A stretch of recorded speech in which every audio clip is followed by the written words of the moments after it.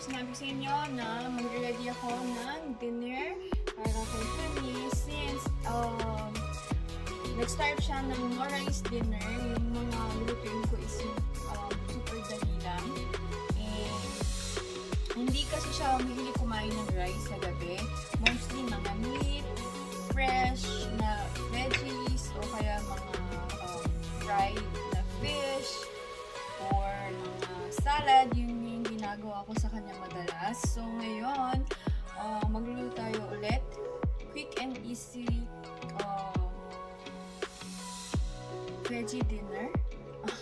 Veggie dinner ba? So yun na nga, magluluto ako ng gochujang at kimchi bokum or kimchi stir-fried na kimchi plus with dubu or tofu, and then gochujang or yung garlic chives. So may binili ako dito na baby garlic chives. Baby pa siya, as in yung super liit pa. Kasi mas gusto ni Honey yung ganito kasi soft and crunchy siya kumpara dun sa medyo malaki na medyo ano na siya, parang matigas or makunat. So first, hugasan muna natin ang ating garlic chives or gochu in yan. So ayan. So meron ako dito pink na strainer. So kukuha lang tayo siguro nung kasi medyo madami siya. So yung amount lang na kakainin ni Honey. So yan. Siguro mga ganito pwede na.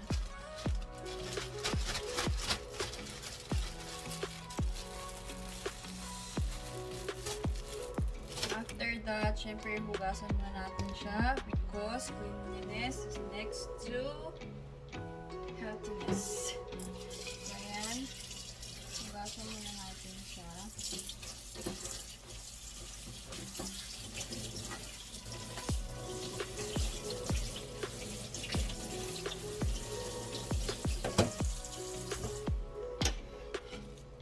Tatanggalin lang. Pag may nakikita kayong mga black na yung stem niya, mas tanggalin nyo kasi medyo matigas siya.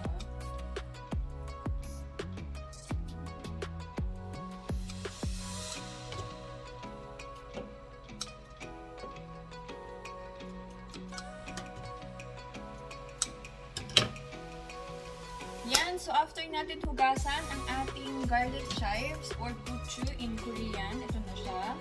Gagawa naman tayo ng pancake mix or yung butter niya. So, ayan, meron tayo ditong big bowl. And then, maglalagay lang tayo ng flour or yung ready na Korean pancake mix na para talaga sa gochu or sa chon. So, ayan siya.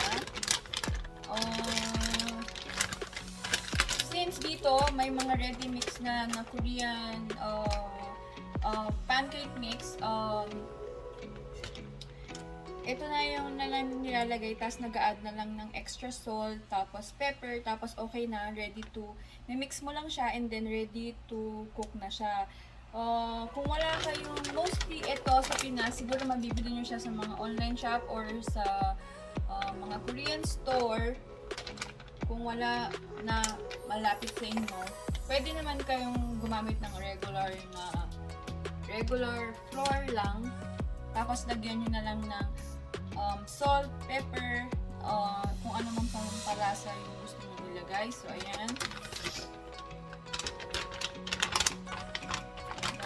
tayo sa ating bowl. Since lagi ako gumagawa nito, so parang hindi ko na kailangan gumamit ng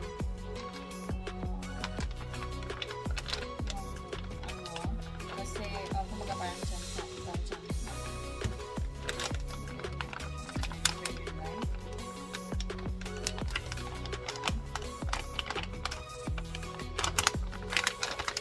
So after that, ito na siya. Maglalagay lang tayo ng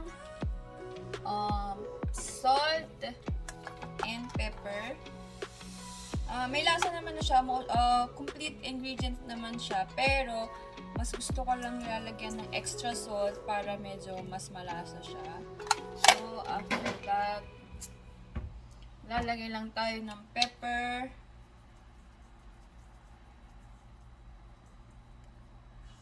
And then, ng beef tashima. Beef tashima is yung parang Korean version ng magic sarap sa atin sa Pinas. So, may iba-iba siyang flavor. Merong meat, seafoods, and ano ba yun? So, ito siya. Maglalagay lang ako siguro ng one spoon. And then, yan. Lalagyan na natin siya ng water and ready to mix na siya. Bakit yun lang? Yan. Yan. So, maglalagay lang tayo ng water. Ito na ang ating, ito na ang ating pancake mix. Lalagyan na natin ng water and ready to mix na siya.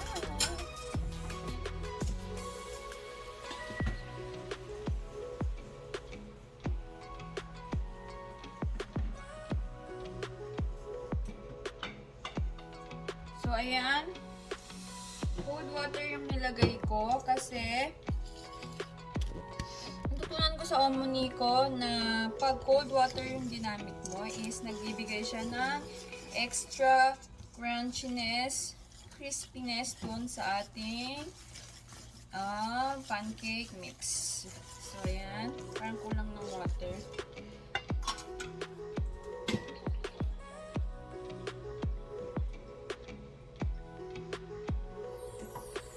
Reminder lang po, may iba't ibang klase ng pagluluto ng Korean food.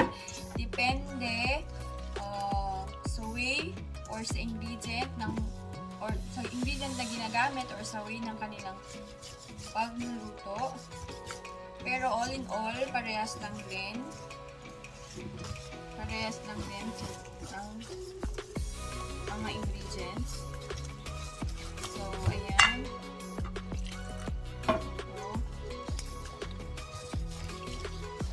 Mostly ako, yung mga Korean food na sinishare ko sa vlog ko, na LittleTeya's, mostly yun natutunan ko sa mom-in-law ko or yung Omni ko.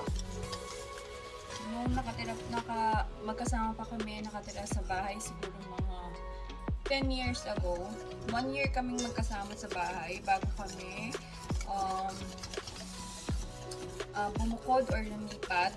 Kasi para matutunan ko nga ang basic life in Korea, magluto para sa aking asawa.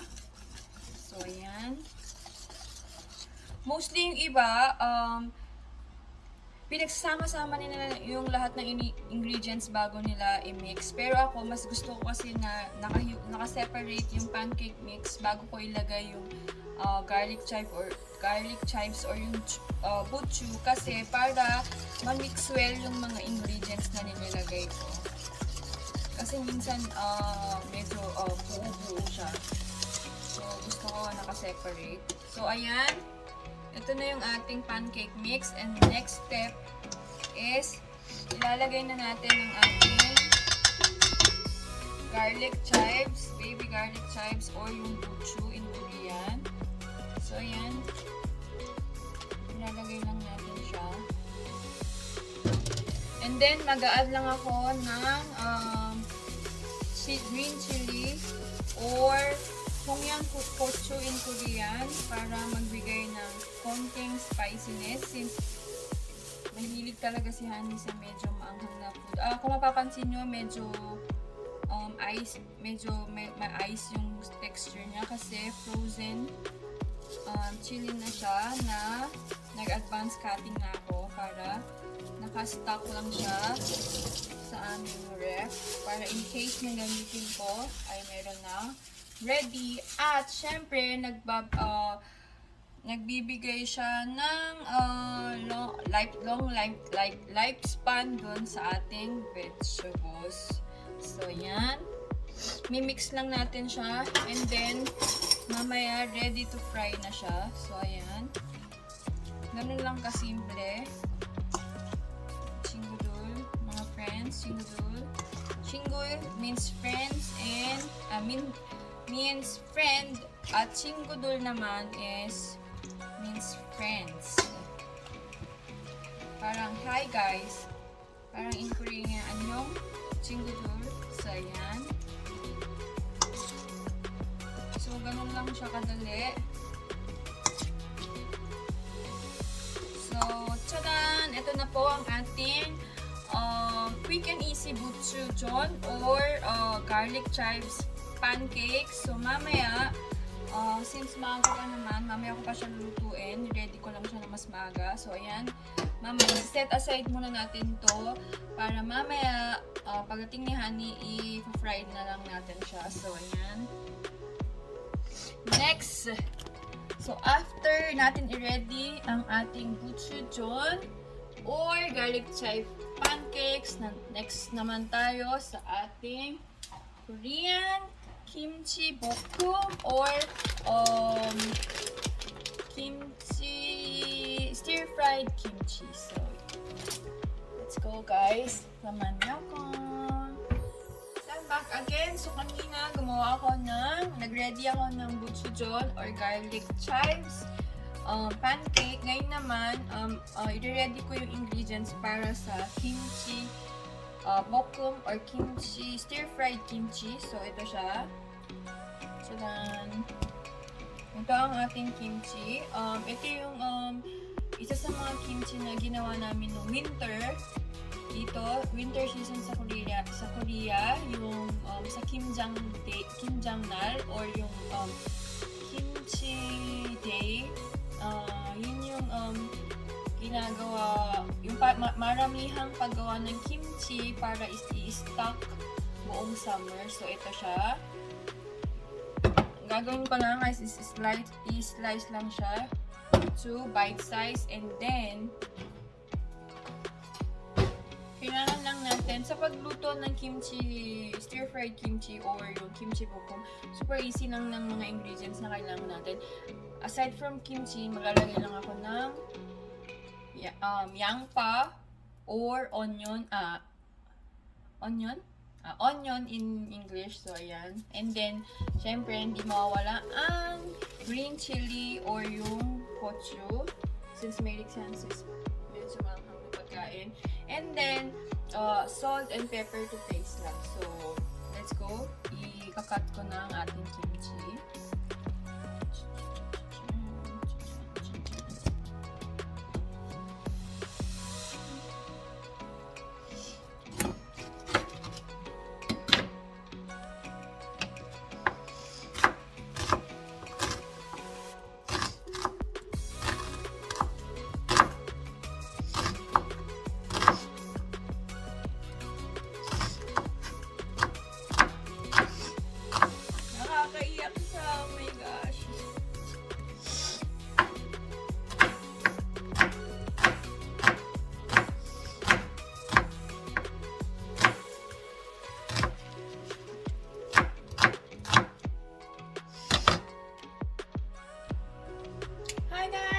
Again, so kanina after natin i-ready ang ating kimchi at yung kimchi,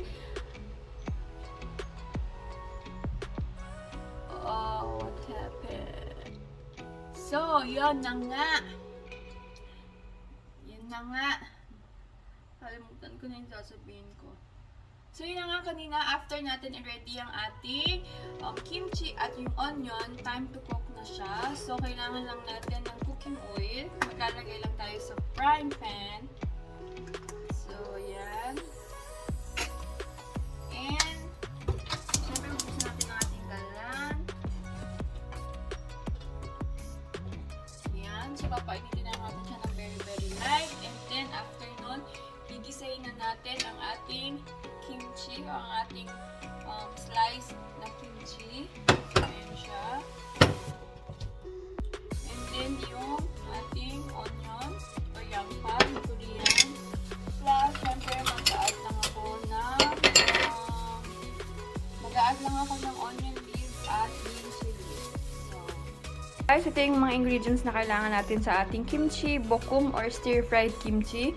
Meron tayong sliced kimchi, onion leaves or depa in Korean, green chili, and yangpa or yung onion, and gochu. So, let's go magluto. Let's cook na. Ng ating kandila, time to cook na. So, ito yung ating kimchi.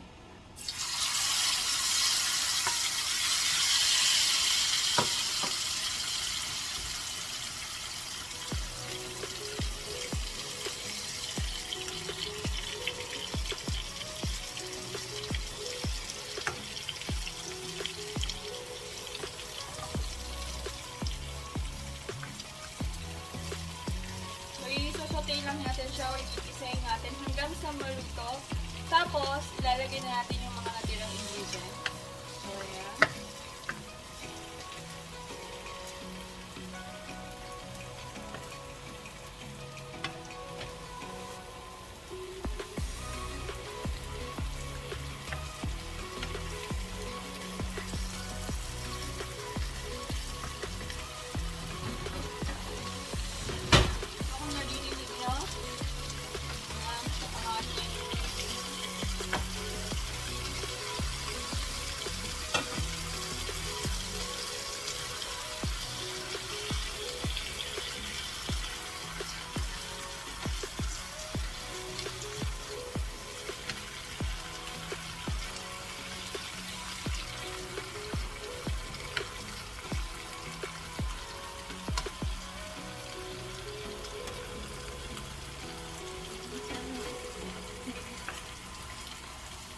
Igisayin lang natin siya hanggang maluto siya, and after that, lalagay na natin yung onion leaves plus yung green chili. And then, after nun, ready to eat na siya. And syempre, lalagay natin siya ng steamed bubu or after natin siyang maluto, maglalagay lang tayo ng steamed dubu or tofu, and then ready to eat na siya.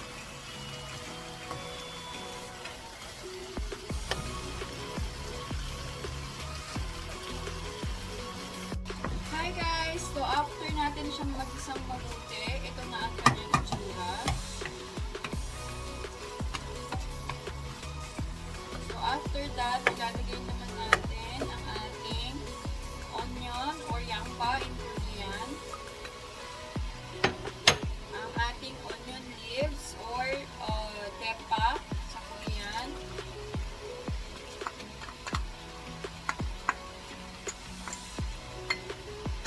and then ang ating green chili or gochu in Korean, and then after nun, i-mix lang natin siya or i-design lang natin siyang mabuti hanggang sa maluto siya. Ayan.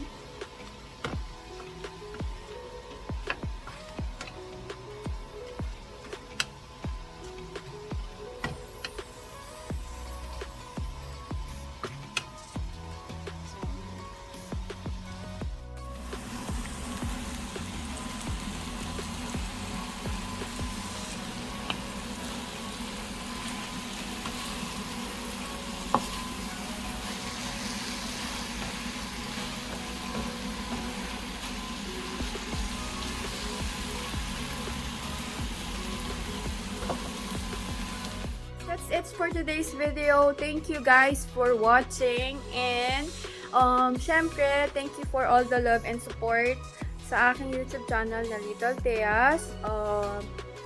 Sa mga nakapanood pa lang at bago pa lang manonood sa YouTube channel ko na to, please like, share, and subscribe sa aking YouTube channel na LittleTeya's.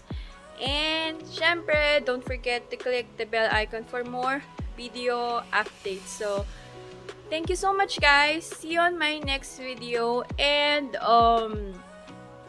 stay safe, be safe, and syempre, stay healthy, lalong-lalo ngayon pandemic. mag-ingat po tayo lagi. So, thank you guys for watching. Bye!